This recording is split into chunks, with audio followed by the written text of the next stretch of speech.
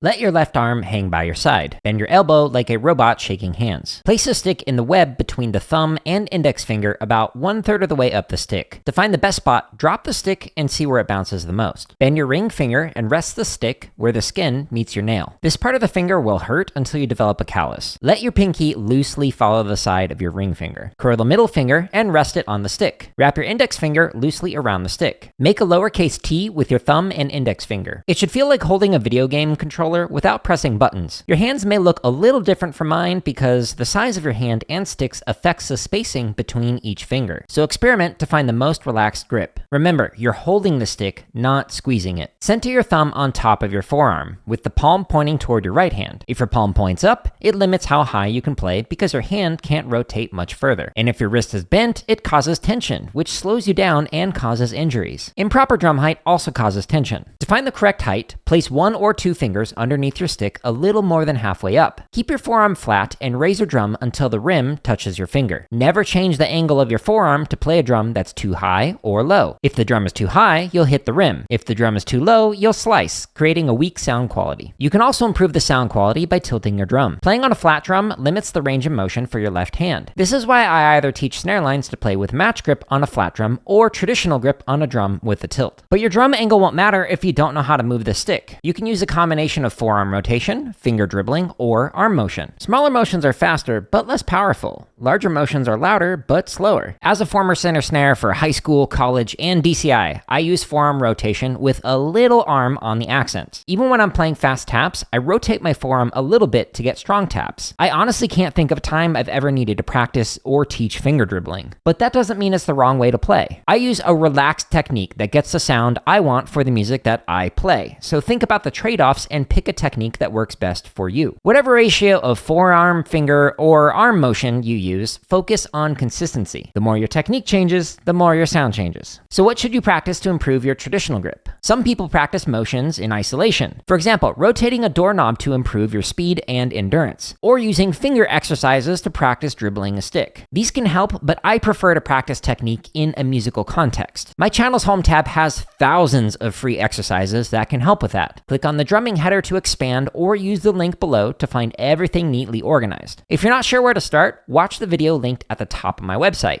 I recommend spending about 50% of your time practicing technique exercises, 30 to 40% on grid variations, and 10 to 20% on chop exercises. Use the timestamps in the description to jump to a specific BPM or drumming tip.